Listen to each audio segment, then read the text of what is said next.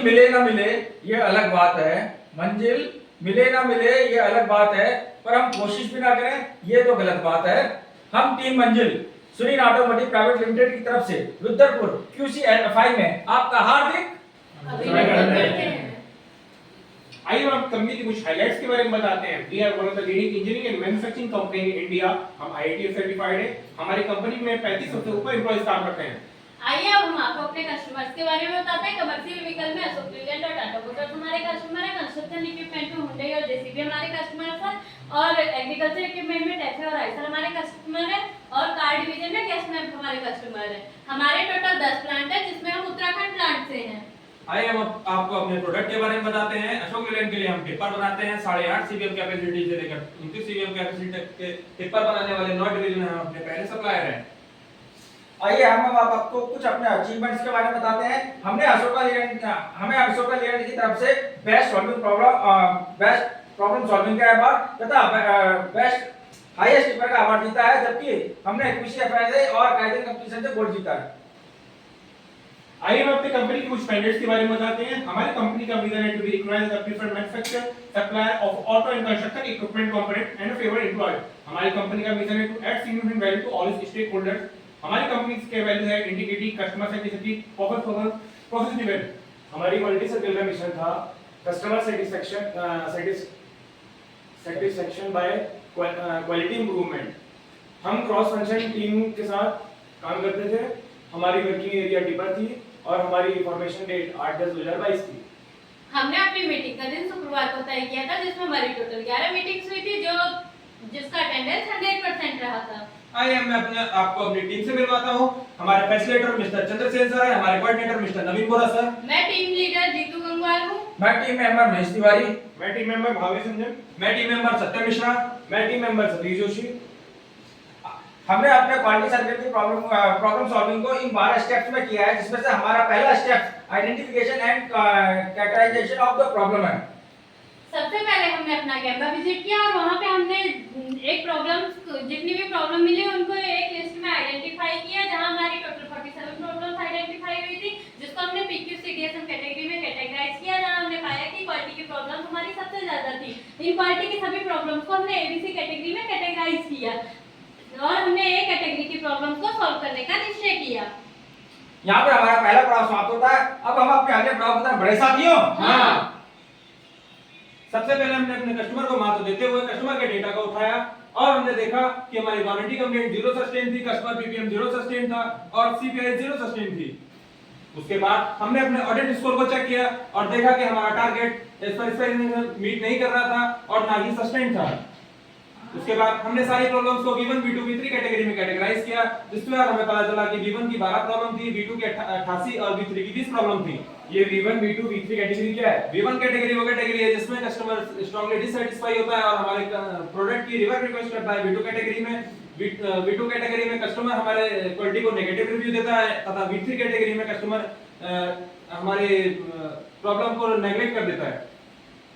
उसके बाद हमने अपने सभी डिफेक्ट का पेरेटो चार्ट बनाया और पाया कि हमारी V1 कैटेगरी की 2 प्रॉब्लम आइडेंटिफाई हुई और V2 कैटेगरी की 10 प्रॉब्लम आइडेंटिफाई हुई। V1 और V2 कैटेगरी की प्रॉब्लम को सीवीटी देते हुए हमने अपने प्रोजेक्ट का सिलेक्शन किया, जिसका नाम है to reduce air gas DPU from 23 to 11.2। यहाँ पे हमारा दूसरा पड़ाव समाप्त हो रहा है। अब हम अपने अगले पड़ाव की तरफ बढ़े साथियों। हाँ। आइए हम अपने कुछ प्रॉब्लम्स के बारे में बताते हैं जो कि इस प्रकार है। इसमें हमें V1 कैटेगरी की 2 प्रॉब्लम मिली। पहली प्रॉब्लम थी होस्ट जॉइंट में लीकेज, दूसरी प्रॉब्लम थी रोटर सरफेस में 3 mm से ज्यादा गैप आना। 5W1H मेथोडोलॉजी का यूज करते हुए हमने अपनी प्रॉब्लम को डिस्क्राइब किया ताकि हमारे जिससे कि हमारा DPP 23 DPP से रिड्यूस होकर 11.2 तक आया। किसी भी कार्य को करने के लिए टाइम की जरूरत होती है। इस कार्य को करने के लिए हमने एक्टिविटी चार्ट बनाया जो कि इस प्रकार है। यहाँ पे हमारा तीसरा पड़ाव समाप्त होता है। हम अपने अगले पड़ाव की तरफ बढ़े साथियों। हाँ। हमने अपने V1 कैटेगरी में पहले इशू को एनालाइज करते हुए देखा कि ये इशू हमारा मंथली और हर शिफ्ट में रिपीट हो रहा था। सेम हमारा जो दूसरा डिफेक्ट था, दूसरा इशू था, इसमें हमने देखा कि जो हमारा ये पर मंथ में और पर शिफ्ट में रिपीट हो रहा था। आइए मैं आपको अपने प्रोडक्ट के बारे में बताता हूँ। सबसे पहले हम फ्लोर और सबफ्रेम की मर्चिंग करते हैं, उसके बाद हम अपने साइड बोर्ड को टैग करते हैं, उसके बाद हम टेल डोर और हेड बोर्ड को लगाकर अपनी बॉडी को कंप्लीट करते हैं। आइए हम आपको अपनी प्रोसेस के बारे में बताते हैं। सबसे पहले सभी एसकेडी को तैयार किया जाता है, उसके बाद मल्टिंग ऑपरेशन किया जाता है, उसके बाद ट्यूबिंग एंड माउंटिंग किया जाता है, उसके बाद बॉडी को सॉफ्ट ब्लास्टिंग एंड पेंटिंग के लिए भेज दिया जाता है, फिर सिलेंडर फिटमेंट एंड टेस्टिंग की जाती है, उसके बाद reflecting tape and logo pasting किया जाता है, उसके बाद पीडीआई इंस्पेक्शन होता है और फिर बॉडी को डिस्पैच कर दिया जाता है। उसके बाद कस्टमर एंड में जाके बॉडी को माउंटिंग किया जाता है। यहाँ से हमारे अकरेंस स्टेज और डिटेक्शन स्टेज का पता लगता है। यहाँ पे हमारा चौथा पड़ाव समाप्त होता है। अब हम अपने अगले पड़ाव की तरफ बढ़े साथियों। हम अपने प्रॉब्लम के आइडेंटिफिकेशन के लिए कॉज एंड इफेक्ट डायग्राम का यूज करते हैं, जिसमें हम प्रॉब्लम्स को 4 भाग में बांट कैटेगराइज करते हैं, जिसमें मैन मशीन मटेरियल मेथड इस प्रकार है।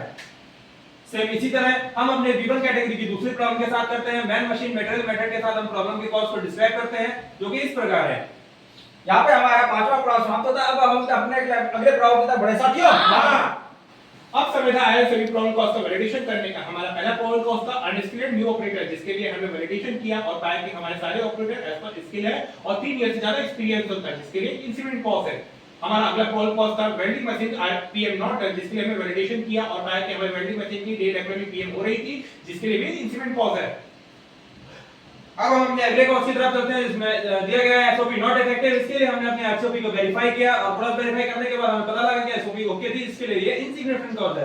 हमारा अगला कॉज है प्रोसेस पैरामीटर नॉट डिफाइंड। इसके लिए हमने फिजिकली चेक किया कि हमारे वेल्डिंग मशीन पे सारे प्रोसेस पैरामीटर डिफाइन थे और टेस्टेड थे, इसके लिए ये इनसिग्निफिकेंट कॉज है। हमारा अगला कॉज है करंट और वोल्टेज का पैरामीटर के अकॉर्डिंग सेट ना होना। हमने देखा कि जो हमारा डेली प्रोसेस पैरामीटर है, हमने उसकी शीट को वेरीफाई किया तो हमने देखा जो हमारा पैरामीटर था वो एज पर स्पेक था, और जो हमारा अगला कॉज है वो है welding wire not as per spec. हमने लाइन पे जाके वायर को फिजिकली चेक किया और हमने देखा वो हमारे एज पर स्पेक था, तो हमारा ये कॉज भी इनसिग्निफिकेंट था। हमारा अगला प्रोबेबल कॉज था floor and load runner shift. इसमें हमने 18 सैंपल लिया और उनको चेक किया और हमने पाया कि सभी में हमारा 1 से 2 mm ट्विस्ट आ रहा था, इसलिए और जो हमारा अंडर स्पेसिफिकेशन था, इसलिए ये कॉज भी हमारा इनसिग्निफिकेंट कॉज है। सेम हमारा लॉन्ग एमर में ट्विस्ट आ रहा था, उसमें हमने कुछ सैंपल लिया और चेक किया कि हमारा सभी में 1 से 2.5 mm तक ट्विस्ट ऑब्जर्व हो रहा था, जो कि अंडर स्पेसिफिकेशन था, इसलिए ये कॉज भी हमारा इनसिग्निफिकेंट कॉज था। हमारा अगला प्रॉब्लम कॉस्ट था excess distortion in full welding, जिसके लिए भी हमने 18 सैंपल चेक किए और पाया कि फुल वेल्डिंग करने के बाद 4 से 7 mm की ट्विस्टिंग ऑब्जर्व हो रही थी रनर ट्यूब में, जिसके लिए सिगरेट कॉज है।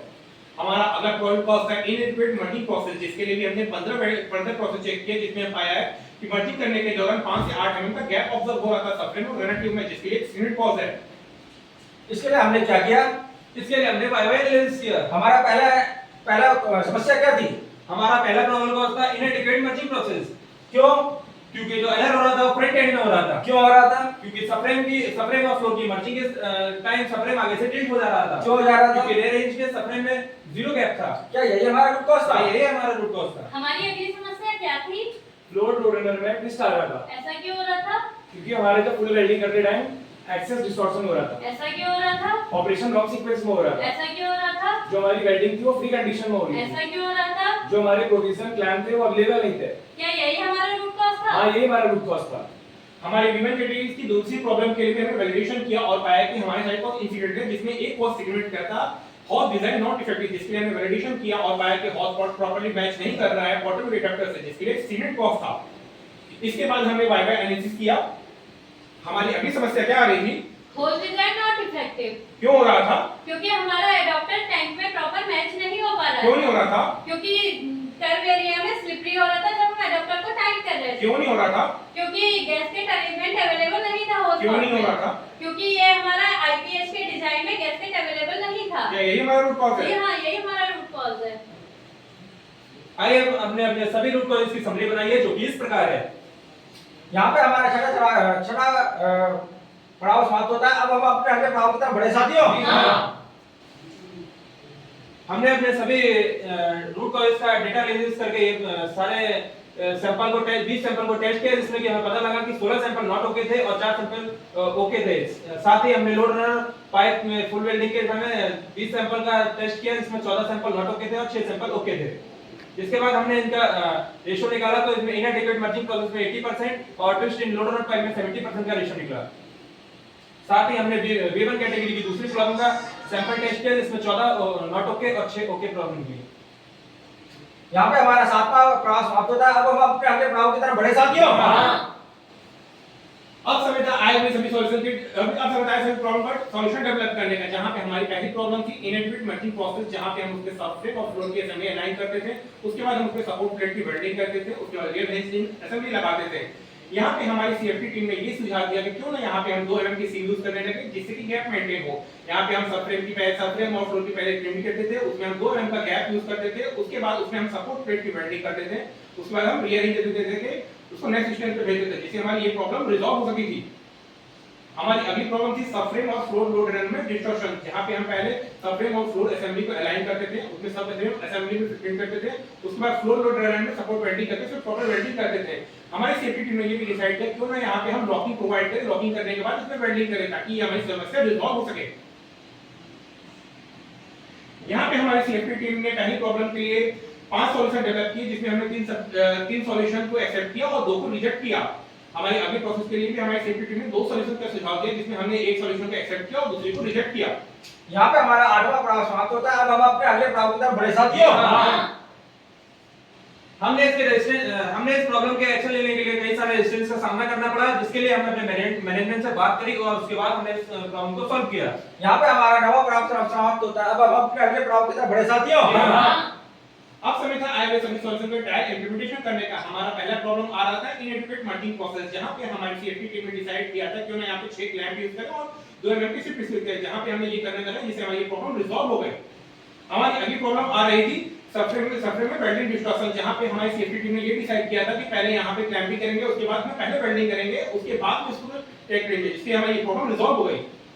हमारी रिवर कैटेगरी की समस्या के लिए हमारी सेफ्टी टीम ने हमको सुझाव दिया कि होस पाइप में ओरिंग प्रोवाइड कराई जाए, तो हमने अपने सप्लायर से बात करके इसमें ओरिंग प्रोवाइड कराई, जिससे हमारी समस्या का समाधान मिला। और जो अन्य लीकेज आ रहे, अन्य जॉइंट की लीकेज आ रहे थे, उसके लिए हमने जुबली क्लिप्स में डिजाइन को मॉडिफाई किया।